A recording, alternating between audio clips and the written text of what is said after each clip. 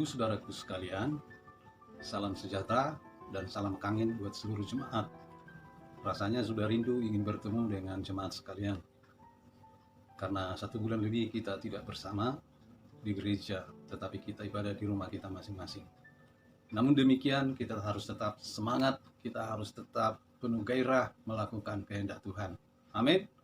Nah, saudara-saudara, selamat pagi juga saya ucapkan kepada semua jemaat, baik yang ada di rumah maupun yang ada di mana-mana saat ini sedang mengikuti ibadah ini. Saudara-saudara, pada pagi hari ini saya akan berbicara tentang hendaklah kamu tetap kuat, tetaplah kuat apapun yang terjadi. Ya, kita baca di dalam Yakobus 1 ayat 2 sampai dengan 4. Saudara-saudaraku, anggaplah sebagai suatu kebahagiaan apabila kamu jatuh ke dalam berbagai-bagai pencobaan. Sebab kamu tahu bahwa ujian terhadap imanmu itu menghasilkan ketekunan. Dan biarkanlah ketekunan itu memperoleh buah yang matang, supaya kamu menjadi sempurna dan utuh dan tak kekurangan suatu apapun. Nah, firman Tuhan ini berkata, anggaplah sebagai suatu kebahagiaan. Nah, apa yang terjadi hari-hari ini, kita harus anggap itu sebagai kebahagiaan. Jangan dianggap itu sebagai kutuk atau hukuman bagi kita semua, tidak. Justru firman Tuhan ini mengatakan, anggaplah itu sebagai kebahagiaan apabila kamu jatuh ke dalam berbagai pencobaan. Saya percaya Tuhan izinkan semua percobaan ini dengan maksud yang baik, supaya kita makin dekat dengan Dia, supaya kita makin kuat, iman kita makin dimurnikan, bahkan juga supaya kita semakin dewasa di dalam Kristus. Yakobus mengatakan, anggaplah suatu kebahagiaan. Jadi jangan kita patah semangat kalau sekarang ini kita sepertinya dicobai ya dengan keadaan seperti ini. Saya percaya apa yang kita rasakan hari-hari ini tidak mengurangi semangat kita terus untuk melayani Tuhan, walaupun kita harus ibadah di rumah masing-masing. Saudara-saudara, ayat ini berbicara kepada kita semua. Supaya apa? Kenapa Yakobus berkata anggaplah itu sebagai kebahagiaan? Supaya kita jangan patah semangat mengikut Tuhan, supaya kita jangan kecewa dengan Tuhan, supaya kita tidak bersungut-sungut. Jadi kita harus menganggap pencobaan ini sebagai kebahagiaan buat kita semua. Tentu orang di dunia ini mencari kebahagiaan, ya kan? Nah, saudara, mari. Ada 3 hal yang mau saya sampaikan. Apa tujuannya pencobaan itu sebenarnya bagi kita orang yang percaya? Yang pertama, cobaan itu adalah supaya kita menjadi pribadi yang kuat. Pribadi yang kuat. Jadi ketika kita menghadapi kesulitan, menghadapi masalah, kesukaran, persoalan demi persoalan, justru di balik semuanya itu kita menjadi pribadi yang kuat. Ya, firman Tuhan berkata, hendaklah kamu kuat di dalam Tuhan. Jadi kita harus kuat. Kita semakin kuat berdoa, semakin kuat iman kita, semakin kuat semua roh kita. Biarlah kita terus menjadi pribadi yang kuat. Kita harus mampu bertahan dalam situasi yang sulit ini. Saya percaya seluruh jemaat Tuhan pasti kuat, sekalipun pencobaan ini belum berakhir. Tapi saya percaya pasti ini akan berakhir. Amin. Nah, yang kedua, apa tujuan pencobaan terjadi bagi setiap orang percaya? Yaitu supaya iman kita semakin dimurnikan. Banyak orang Kristen datang ke gereja dengan motivasi yang salah.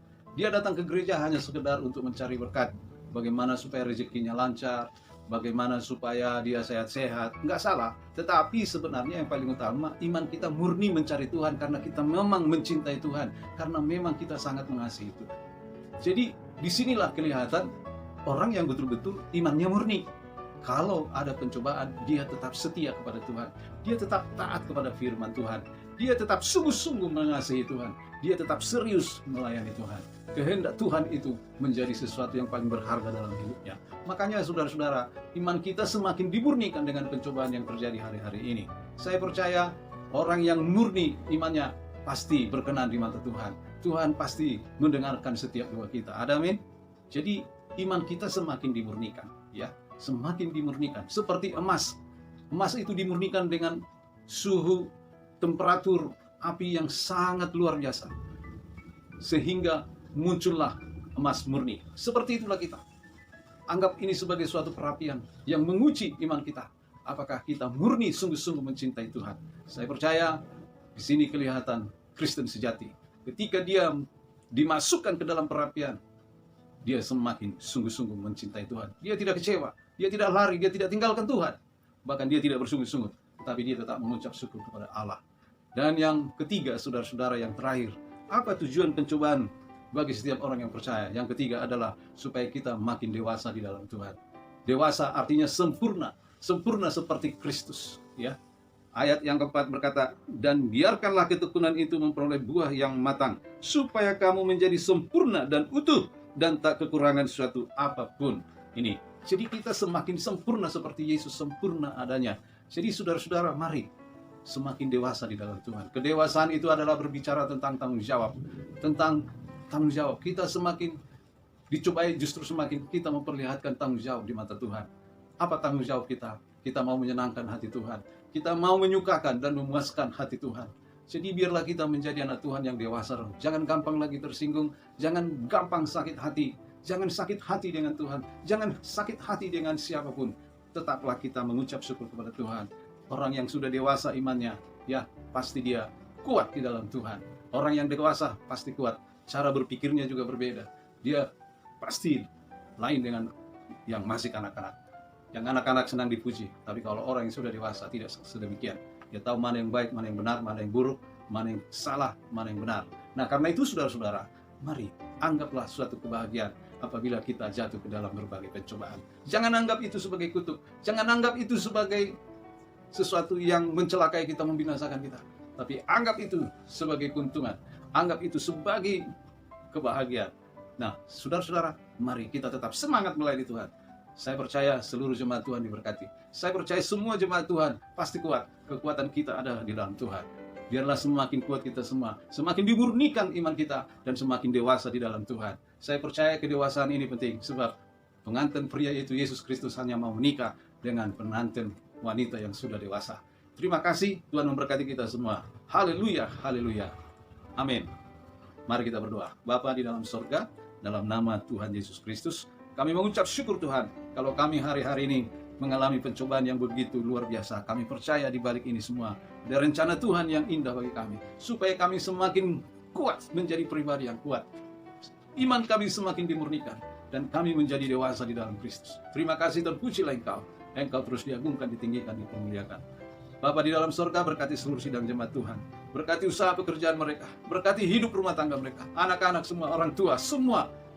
Engkau berkati, beri kesehatan, perlindungan, pertolongan-Mu menyertai seluruh sidang jemaat Tuhan. Terima kasih Bapak, terima kasih. Kami juga berdoa untuk bangsa kami Indonesia yang kami cintai ini, di mana Indonesia ini Tuhan saat ini sedang mengalami pencobaan, sedang mengalami ujian yang begitu berat. Mari Engkau pulihkan Tuhan Indonesia, pulihkan ekonomi, pulihkan situasi yang ada sekarang ini. Kami berdoa selamatkan Indonesia, biarlah Indonesia ada di tangan Tuhan, ada di hati-Mu Tuhan. Tolong Bapak, Indonesia, selamatkan. Turunlah kemuliaan-Mu untuk bangsa ini. Terima kasih Tuhan. Biarlah bangsa ini menjadi bangsa yang takut Tuhan dan mengenal Kristus sebagai Tuhan dan Juru Selamat. Terima kasih Bapak, terpujilah Engkau. Dalam nama Tuhan Yesus Kristus, kami berdoa dan mengucap syukur. Haleluya, haleluya. Amin. Nah, saudara-saudara, pada pagi hari ini, mari kita memberikan persembahan untuk pekerjaan Tuhan. Ya, seberapa pun itu, saudara dapat transfer melalui rekening gereja kita, atau juga diantar ke pastori. Saya berdoa untuk persembahan saudara. Bapa di dalam surga, dalam nama Tuhan Yesus, Engkau melihat kami semua saat ini Bapa. Tuhan, kami mau memberikan sebagian daripada apa yang Tuhan titipkan bagi kami saat ini. Kami hanya sebagai pengelola Tuhan. Biarlah apa yang kami berikan untuk pekerjaan-Mu, biarpun itu tidak seberapa, kami percaya itu bernilai di mata Tuhan. Berkati semua tangan-tangan yang sudah mengulurkan tangan untuk pekerjaan-Mu di Gereja Bethel Indonesia Pondok Umum Permai ini Tuhan. Kami percaya melalui persembahan yang dikumpulkan ini, pekerjaan-Mu semakin diperlebar Tuhan. Terima kasih, terpujilah Engkau. Buka tingkap-tingkap langit untuk memberkati seluruh sidang jemaat Tuhan. Berkati mereka berlimpah-limpah ya Tuhan. Dalam nama Tuhan Yesus Kristus, kami berdoa dan mengucap syukur. Haleluya, haleluya. Amin, amin. Ya, puji Tuhan. Sekarang angkat kedua tangan kita terima berkat Tuhan. Tuhan memberkati engkau dan melindungi engkau. Tuhan menyinari engkau dengan wajah-Nya dan memberikan engkau kasih karunia. Tuhan menghadapkan wajah-Nya kepadamu dan memberikan engkau damai sejahtera. Mulai hari ini, besok, sampai Maranatha, Tuhan Yesus datang kembali. Haleluya, haleluya. Mari yang percaya katakan, amin. Shalom. Tuhan memberkati saudara semua. Haleluya.